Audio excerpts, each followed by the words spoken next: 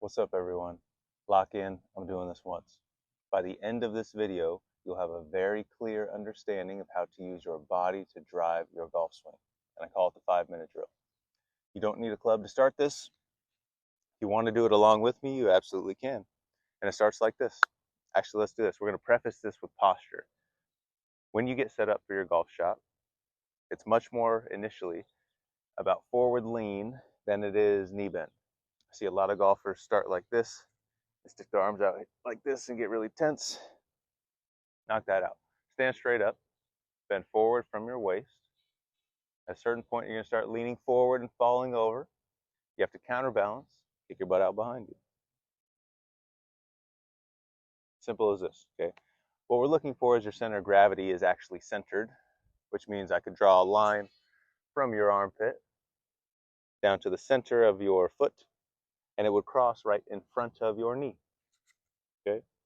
Regardless of what club you're holding, this is where you want to be. Okay, when you're leaning that far forward, your arms will hang straight down, okay? Bring them together, that's where the club goes. Most of us, when we bring our arms together like this, they extend a little bit away from us. That's fine if they do. Some of us, they also actually go the opposite way and they get closer. Regardless, it doesn't really matter. As long as your arms are hanging straight down, you're not way over here like this, we're good. Okay, that's your posture. Now, minute 1 of the 5-minute drill.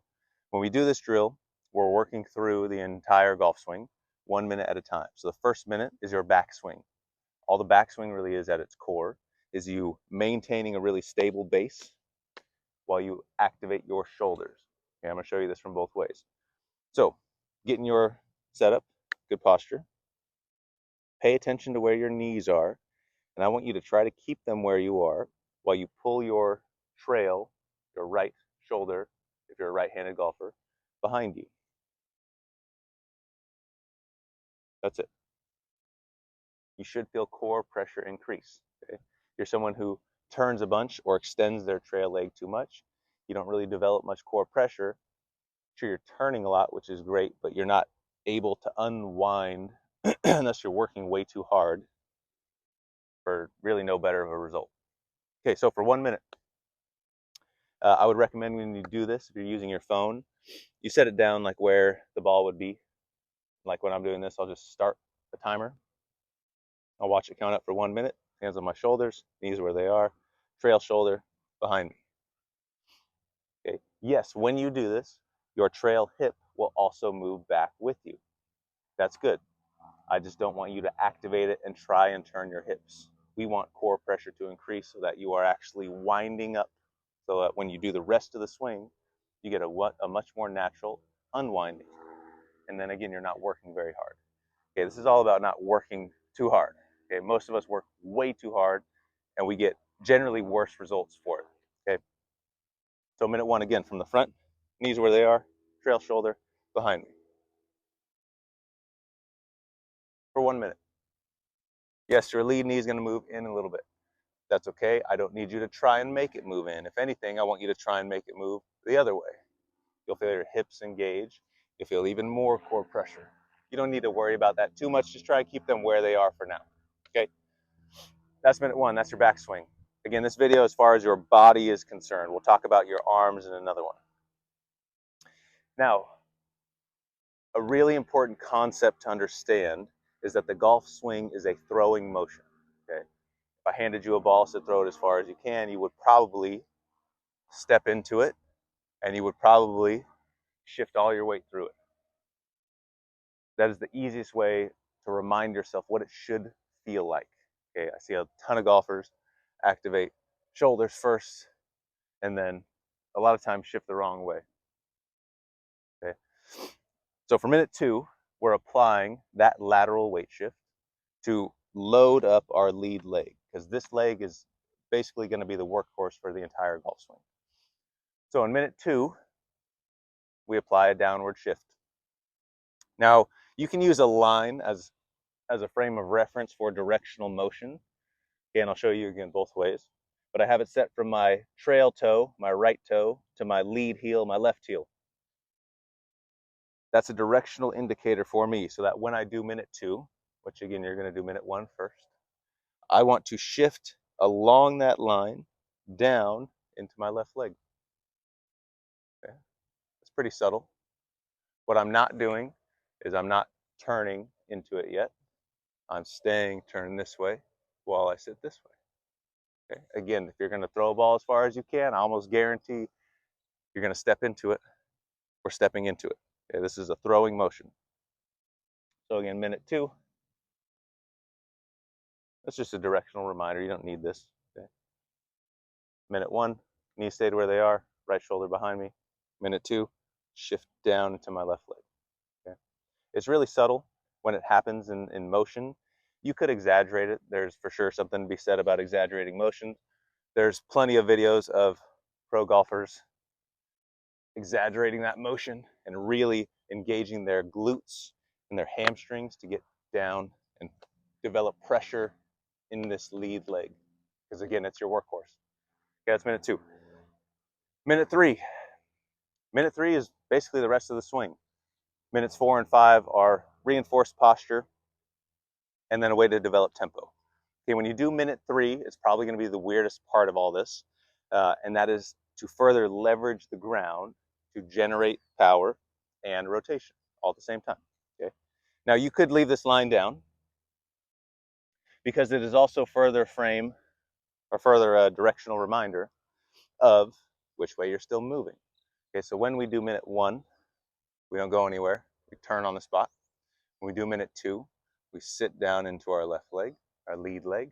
When we do minute 3, now we're using all this pressure that we developed, and we're going to use it by pushing off the ground with our left foot, our lead foot. Okay, you have pressure in it. I want you to move your left hip, your lead hip, by leveraging the ground with your lead foot. You will push to get this hip moving back. Okay? You don't need to do a single thing with your shoulders except let them follow along. Okay? Now, when you do this first time, you're probably going to push back and wind up like this. Because shifting all your weight in this position is a really weird concept. Again, if I handed you a ball and said throw it as far as you can, I almost guarantee you would shift 100% of your weight out of that back foot. Okay? That's what we have to do at this point. Not easy, but if you take time and you practice, you develop this, it will get really, really comfortable. Yes, this lead leg is extending. No, I'm not really trying to extend it, because if I do, I will probably jump up soon, way out of posture. Okay? Because we're leveraging the ground and we're applying force down, we will get force up, which means that's free. Okay? We need to be way more committed to moving that force back behind us. You'll see my toes come off the ground, right? I'm working into my left heel 100%. All right, so we do minute 1, minute 2, and we use that left foot, that lead foot, to leverage the ground to push the hip back. Okay, you may have heard this before. It's all in the hips. Yeah, there's a lot of hip action, right? But if all you do is activate your hips, you're missing out on the main leverage point that we use to generate all the force, which is the ground. Okay, and so when you leverage the ground first, you get the proper kinetic chain. It goes feet, knee, hips, core stabilizes, arms and shoulders, okay, and the rest of your body follow, which is the really important part. Because what I see every amateur do, pretty much everyone. For frame of reference, I've 500 active students. I've done thousands of lessons, but I'll make another video of myself. You probably don't care about that. Okay. What a ton of us do, even if we turn this way, is we further activate our shoulders and then try and turn them to get everything happening. Okay. It's a way you could do it, but it's a way that requires you to compensate a lot of different ways. Okay. We'll kind of recap at the end of this, and I'll talk about some other ways you can reinforce parts of the 5-minute drill.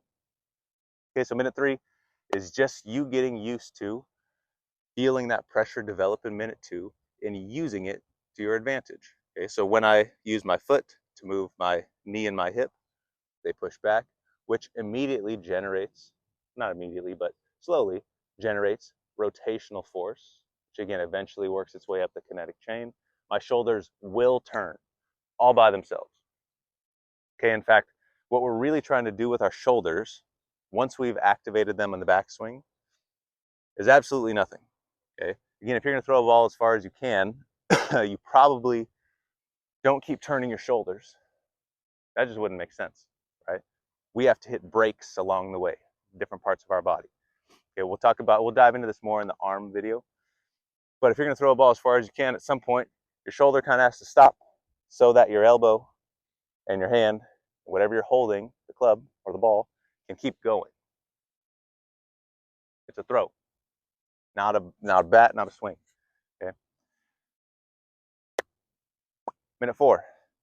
When you do minute 3, you will undoubtedly stand up. You'll undoubtedly shift the wrong way and move all over the place. Okay, that's why we have minute 4. Minute 4 is to further reinforce good posture and that you maintain it through your golf swing. Our best landmark for posture is our head. If your head stayed relatively where it was when you started your swing, you probably stayed in pretty good posture. Another good landmark is your butt. Your butt needs to stay behind you for your swing. Okay? Early extension is a very common term. That's when your hips otherwise go forward. Okay?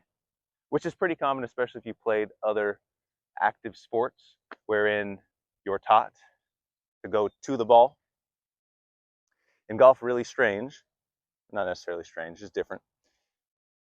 To get to the ball, you have to move, especially your left leg, your lead leg, away from the ball. Okay? Not to it. I know you want to, because you're closing space, you think that's a lot easier. That takes you out of posture, screws everything up. Okay, so for minute 4, you're doing the exact same thing as minute 3. So you're further developing the feel of pressure and using it, but now you're more conscious of where your head is. So if you've been doing this with your phone on the ground, or you otherwise have like a landmark on the ground, you could drop a ball, you're not going to hit it. Pick a spot on the carpet, doesn't matter. Keep your eyes on it while you work through the drills. See if you can keep your head where it is. Okay. You might notice my right foot, my trail foot, is staying pretty flat to the ground. That's me staying stable all the way through it. Okay, in the same respect of you being passive, relatively passive with your shoulders, the trail leg for right now and for a long time can be very passive. And what I mean by that is just nothing happens. Okay, as long as the weight is going to come out of it, you're good. One of the worst things you can do is engage your right foot and move it forward. Again, really common in beginners. And that's kind of because we think, we need to use the hips and to get moving. Okay? That screws you up. Okay? We'll do another video to kind of deep dive and how to stop that. But for the most part, if you understand directional motion and you're working in the right direction, you're doing a lot of things as well as you can for now, and you get better as you do it. Okay? So it's directional motion. Here's one way to understand it. My lead knee, my left knee moves behind me so that my trail knee, my right knee, can move straight to my target, not to the ball. So nothing moves to the ball. Okay? It moves away from the ball and to the target. Yeah, but most of that is passive. Again, you don't have to try and squash the bug or turn this foot. In fact, if you do, you're just tricking yourself into thinking you're doing something. This isn't doing anything. Okay, but if the weight's coming out of that foot and this leg is driving back this foot to the hip, and I shift my weight, that foot's going to come up. It has to. I just turned entirely to the left and there's no weight left in it. Okay, so minute 4, stay in good posture. Okay, you can further also reinforce posture if you have a club, or any straight stick. Does not need to be a club. If you hold it high across your shoulders, hold it just below this mic here, okay, and then you lean forward, you could do the entire 5-minute drill with this as further visual aid for posture. So when you do minute 1, that line should be pointing down. I don't need it to point at the ball. I just need it to point down. Okay. When you do minute 2, the line shouldn't turn, just stay where it is. And then when you do minute 3, you should see the other side of this line match this side. So you're otherwise trying to maintain this angle that you created. Okay. This oftentimes feels wrong. It's a ton of leaning forward. It's a ton of crunch in my right side, stretch in my left side. That's what it feels like to stay in posture. It's a really good way, especially like in the middle of a round of golf, to kind of remind yourself what it feels like. That's minute 4. Minute 5. Now, I didn't say this. I always forget. When you do minutes 1 through 4, or 2 through 4, I want you to pause between motions, ideally for like 3 seconds if you can. When you do that, your brain and your body have the best chance to actually develop a connection, recognize there's a sequence, a pattern happening, and just get used to it happening that way.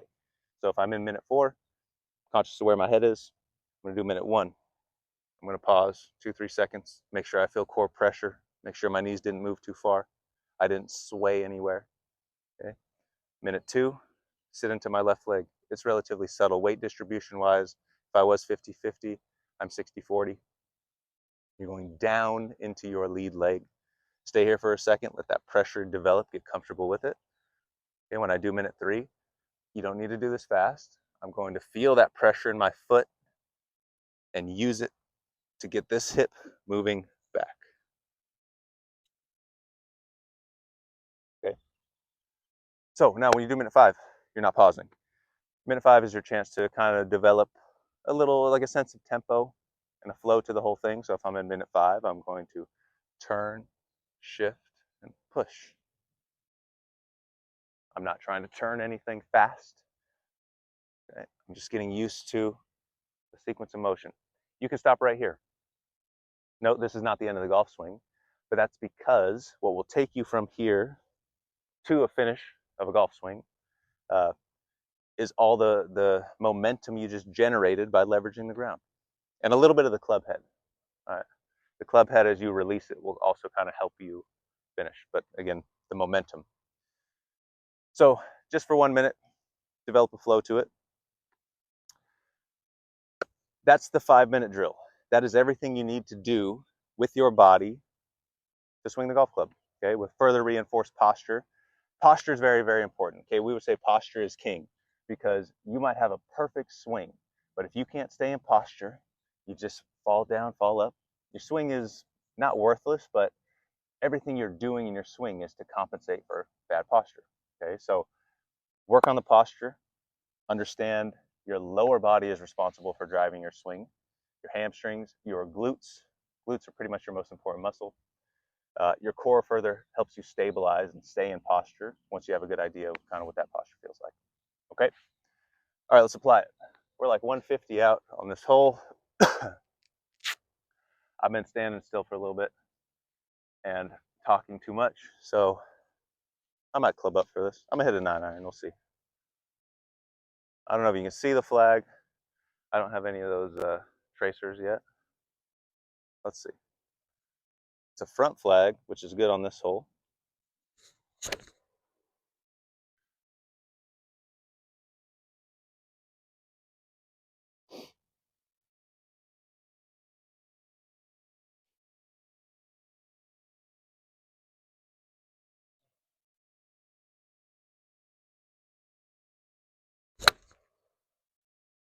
Oh, that might be all over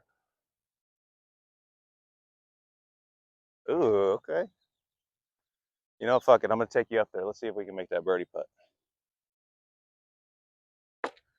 Woo. Here we go.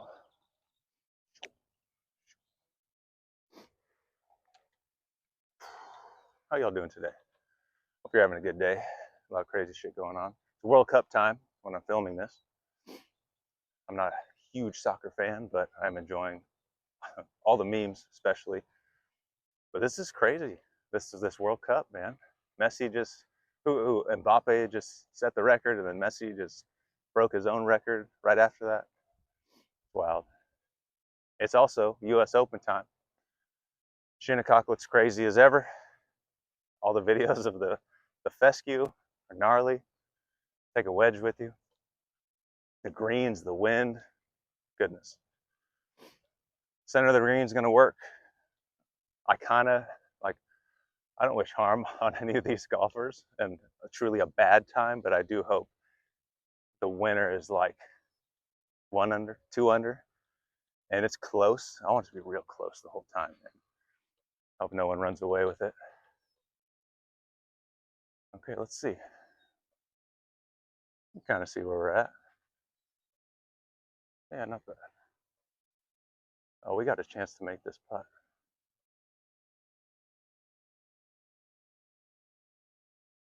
Let's see, where should I put you? Put you at the edge here.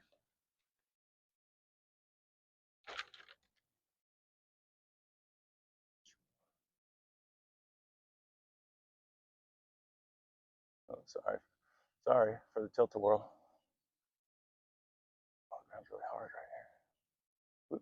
All right, there we go. Oh my gosh. Fix your pitch marks, people. Really, general rule of thumb. You make one, you fix two. You make none, you fix one. We made one over by the ball we're going to fix. We're also going to fix these other ones.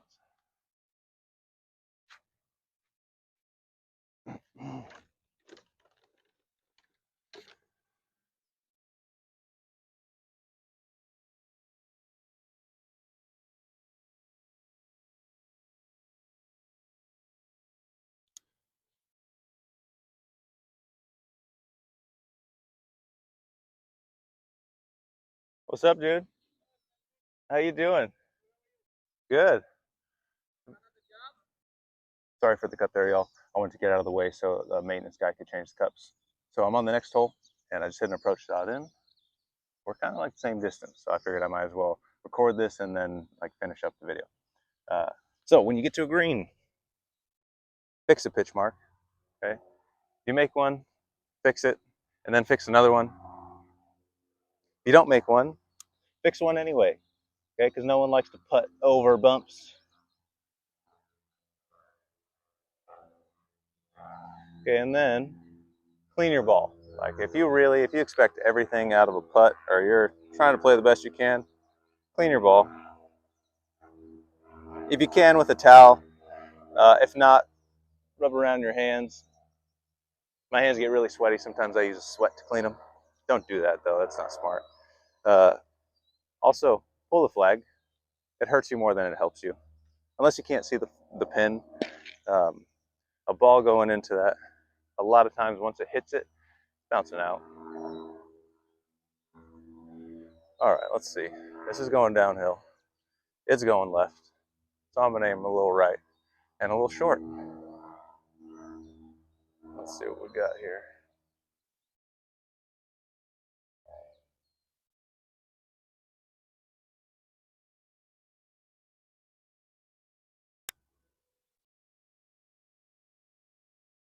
Oh, it didn't go that far left. That's okay. I'll take a tap in par any day. All right, y'all. Let's do a quick recap of the 5-minute drill, and then we'll get out of here. Well, then I'll keep playing, and you can get out of here. Okay. Let's see the frame here. I don't know what you can actually see. I'll have to get way out of frame. All right. I'm going to be a little bit out of frame for this probably, but recap, 5-minute drill. Minute 1, keep your knees where they are. Hands on your shoulders. Trail shoulder behind you. Pause. Core pressure increases. It's a good sign. Minute 2, shift down into your lead leg. You're loading it just like you would step into a throw. Minute 3, use that pressure. Use the ground as leverage. Push with your left foot to get your lead hip. Your lead foot, lead hip, moving back away from the ball behind you. Freeze. Don't do anything up here. This will follow. That follows everything. Okay? Minute 4, same thing as 3. Keep your head where it is. Shoulders. Hips. Sit down into your lead leg. Foot, hip. Fire it. Move it back. Okay? You're going up for free. You push the ground, you go up. I need you to push the ground and go back. All right? Look at me making little footprints on the green too. Okay, then minute 5, do it without pausing. I think you know the rest. Okay, give that a try. Have fun. Play well.